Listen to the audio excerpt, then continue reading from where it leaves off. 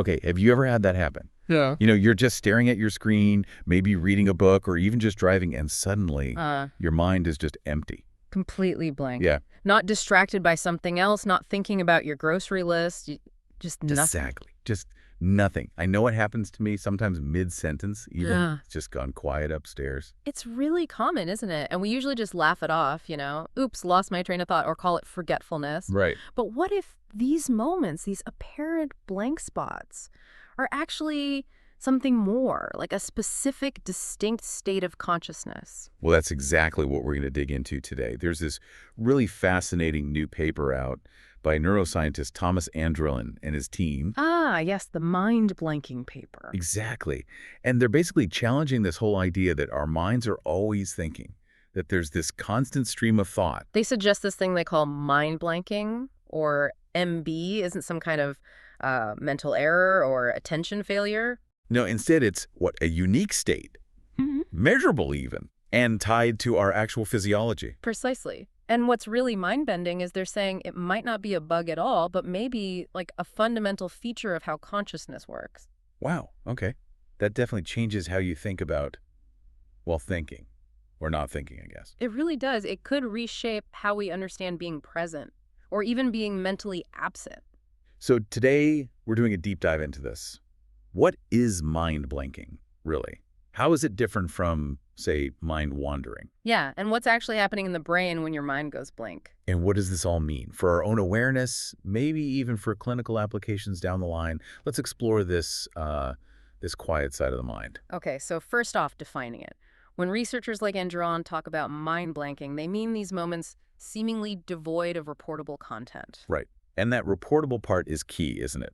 It's not that your thoughts drifted off to lunch plans or something that happened yesterday. Exactly. You genuinely feel like you are not thinking of anything. It's a real mental quiet. Which kind of flies in the face of that classic idea, the whole stream of consciousness, William James's river of thoughts that's supposed to be flowing constantly. It does. It suggests that sometimes that river, it can run dry for a moment, or at least seem to. And this is where the distinction becomes super important. This is not mind wandering. No, definitely not. Mind wandering still has content, right? Your thoughts are active. They're just elsewhere, off task, planning, remembering, whatever. But with mind blanking, there's just no content, or at least none that you can recall or report. It's also different from daydreaming, which usually involves some kind of narrative or imagery. And it's not quite meditation either, though there are some interesting links we can talk about. Okay, so it's its own specific thing, and is it rare? Or? Actually, surprisingly common. Some estimates suggest we might spend, get this, between 5% and maybe even up to 20% of our waking time in this state. Wow, 5 to 20%, that's a lot of blank time. Yeah, it is. And often we don't even notice it happening, or only realize afterwards. Common signs might be like a sudden attention lapse, forgetting what you just heard or read, your inner voice just vanishes for a second. What triggers it? Oh, things like really monotonous tasks are a big one. Being tired, obviously, after a bad night's sleep. Even intense exercise sometimes. And if you ask someone mid-blank what they're thinking? The classic answer is simply nothing. Makes sense. So it seems pretty common. Happens accidentally for most of us. But you mentioned meditation. Can it be deliberate? Yes, it seems so. Some experienced meditators might actually aim for a state of no thought, trying to enter it intentionally. But for most people, it's just something that happens. You drift into it. And some people notice it, some only realize later, some maybe never consciously clock it at all. Exactly. There seems to be a spectrum of awareness around it. Okay, so that's the experience. What about the body? What's happening physiologically? Well, there are some clear signs. People often report feeling, sleepier, a bit sluggish mentally. They tend to make more errors. Reaction times slow down. And physically, you might see a slightly lower heart rate, and interestingly, pupil constriction. The pupil's getting smaller. Okay, so there are definite physical correlates. Now, the brain imaging, that's where it gets really wild, right? EEG, fMRI. Absolutely. This is where the local sleep idea comes in. Using EEG, they saw an increase in slow-wave brain activity. Slow waves. Isn't that what happens when you're falling asleep? Exactly. Very similar patterns to sleep onset. But, and this is the crucial bit, the participants were awake, they were responsive, sitting there in the scanner. So parts of the brain are acting like they're asleep even though the person isn't? That's the interpretation. Local sleep. Hmm. Like specific neuronal populations briefly go offline, take a quick power nap while the rest of the brain carries on. That's fascinating. What about when they ask people to try to blank their minds? Ugh, the induced blanking experiments. Yeah, using fMRI there, they saw deactivations less activity in some key areas. Like where? Specifically, areas involved in things like speech production. Broca's area was mentioned memory processing, like the hippocampus, and even motor planning. So the bits of the brain responsible for inner speech, remembering stuff, planning actions, Yeah. they actually quieted down. Right. It suggests a genuine reduction in that sort of high-level cognitive activity. Okay, local sleep, deactivation. But there was something else too, wasn't there? Something about connectivity. Yes. This is maybe one of the most intriguing findings. Globally positive brain connectivity. What does that actually mean in What simple terms? Imagine normally your brain regions are like specialists, communicating in specific networks for different tasks. Thinking involves certain areas talking intensely, others less so. Okay. In this state, it was like all regions started communicating with all other regions, more or less equally. Less specialized chatter, more like a global hum. Like the usual distinct brain networks kind of dissolve temporarily. Right. That's a good way to put it. A loss of that usual functional specialization that defines active thought. The researchers think it might be related to low vigilance, low arousal. The brain just shifts into this different, less differentiated mode.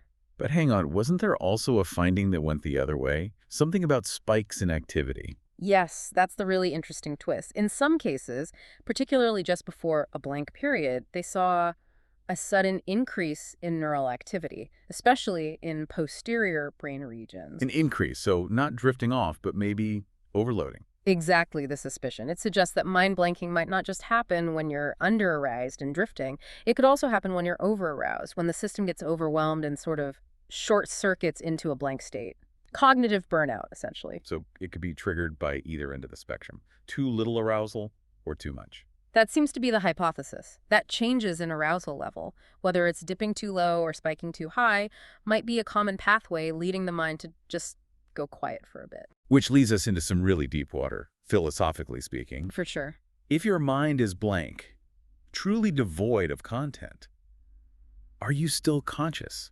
Is that state itself an experience, or is it the absence of experience? That's the million-dollar question, isn't it? Can consciousness exist without content?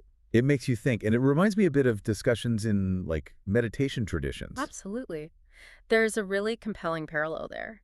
Many contemplative practices talk about achieving pure awareness or pure consciousness. A state where you're aware, you're present, but there are no specific thoughts cluttering the mind. Right. And some researchers, including those studying mind blanking, suggest both might involve what they call a minimal phenomenal experience, an experience that's happening subjectively, but without any specific thing being experienced, just the bare awareness itself. But they're not exactly the same thing, are they? Mind blanking and deep meditation. No, definitely important distinctions. Meditation is usually intentional, right? It's a practice, often involving effort and focus, and critically, often a high degree of meta-awareness. Meaning you're aware that you are aware or aware of the state itself. Exactly. Mind blanking, on the other hand, for most people is accidental. It kind of creeps up on you. And that meta-awareness often isn't there or only comes in hindsight. It feels more elusive. So comparing them helps sort of isolate what makes each state unique. Precisely. It helps us map out the different dimensions of consciousness content, awareness level, intention. As one philosopher, Jennifer Wint, put it quite nicely, the experience of a blank mind is as intimate and direct as that of bearing thoughts. That implies it is an experience, just a very different kind. It certainly leans that way, a subtle, contentless form of subjective experience. Okay, so beyond the philosophy, which is fascinating, does this have practical relevance? You mentioned clinical links earlier. Oh, definitely. Mind blanking isn't just a curiosity for neuroscientists. It actually shows up in clinical descriptions. It's mentioned, for instance, in the DSM-5 criteria for generalized anxiety disorder. Really? As part of anxiety? Yeah, that feeling of your mind going blank under stress. But it also appears in other contexts. Some reports link it to attention issues in ADHD. Certain types of seizures can manifest as blank staring spells. Absent seizures, right. Exactly. And even in rare neurological conditions like Klein-Levin syndrome, which involves episodes of excessive sleepiness and altered states. So understanding the mechanism of mind blanking, what could that help with? Well, Potentially a lot. It could shed light on exactly how brain function goes awry in those conditions. Why does anxiety cause blanking? What's happening during those seizure types? Okay, makes sense. It might also give us new ways to think about assessing consciousness, maybe even in patients who can't communicate, like in minimally conscious states. How so? By looking for these specific neural signatures of blanking versus, say, active thought or mind wandering, even without verbal reports.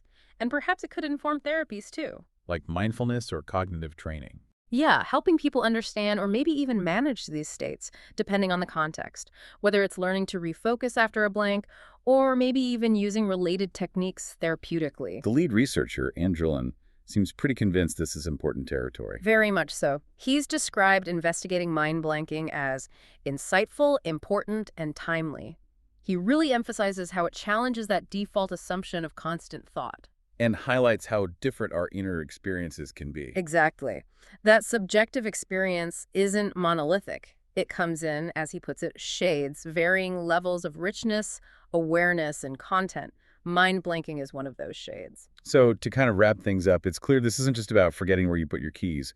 Mind blanking seems to be a genuine, distinct mental state. Yeah, with real physiological footprints in the brain, challenging old ideas about consciousness always being full of thoughts. And it has these potentially significant implications from philosophy right through to clinical practice. Absolutely. It opens up a whole new way of looking at the quieter moments of our mental lives. William James compared the stream of thought to a river. It makes you wonder. Maybe the most interesting parts aren't just the flowing water, the thoughts themselves. At the moments in between, the stillness. Yeah, the stillness between the waves. What can that quiet tell us about how our own minds really work, about awareness itself? It's definitely something to ponder. Maybe next time your mind goes blank, instead of just snapping out of it. You could take a second and just notice it. See what that nothing actually feels like now that we know it's something. Exactly. Pay attention to the blank spots. They might be more revealing than we ever thought.